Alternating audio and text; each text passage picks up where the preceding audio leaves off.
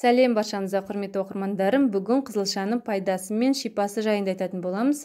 Видеоның соңына дейін көруге кеңес берем, пайдаларыңызға жарап қалар. Бірінші, ангинаны емдейді. Тамақ ауруларының кез келген түріне қызылша шырыны ем болады. Ішсеңіз азаға, ішекке, бауыр, бүйрекке, несеп жолдарына ем. Тамақ ауырып, жөтел асқынғанда еш ойланбай қызылша шырынымен тамағыңызды шайыңыз. Ал мұрын бітеліп, гайморит мазалағанда қызылша шырынынан 5-6 тамшы тамызыңыз. Бұл ем 3 рет қабылдаған соң-ақ керемет нәтиже береді. Екінші, қанды көбейтеді. Қаназдық кезінде де ең керемет ем болатын қызылша шырыны екенін ұмытпаңыз. Қанды көбейту үшін 1 стақан қызылша шырыны мен 1 ас қасық табиғи таза балды араластырып, күніне 3-4 рет қабылдаңыз. Үшінші, миды жасартады. Жас ұлғайған сайын адамның миы шаршап, өзінің жұмысын қалыпты жүргізе алмайды екен.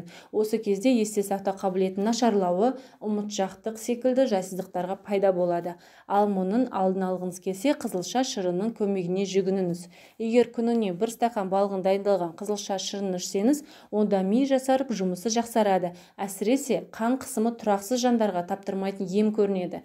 1 стакан қызылша шырыны қан қысымын қалыпты ұстап, көңіл-күйді көтереді. Егер біз ұсынған емді үзбей қабылдасаңыз, оң нәтижесін 6 айдың ішінде анық байқайсыз.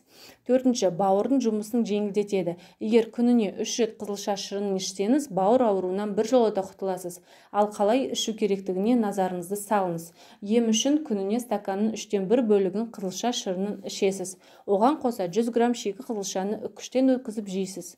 Қызылшаның құрамындағы бетаин заты бауырдың жұмысын жеңілдетеді. Сонымен қатар өз жолдарына, асқазан ауруларына және сары ауруға керемет ем болады.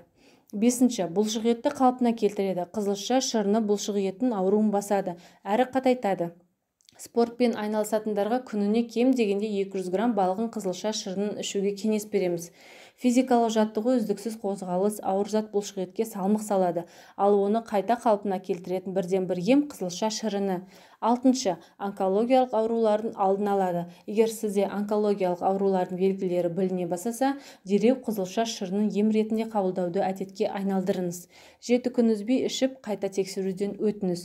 Өз көзіңізге өзіңіз сенбейсіз, өйткені қызылша шырыны сіздегі онкологиялық клеткаларды қалпына келтіріп, аурудың алдын алады. Жетінші, шлактан тазалайды.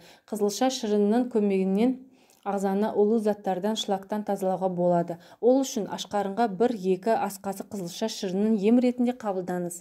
Арада 3 күн өтісімен-ақ кіші дәретіңіздің түсі өзгеріп, бауыр мен ішектің жұмысы жақсарады. Нәтижесінде теріңіз жасарып, ағзаңыз шлактан тазарады.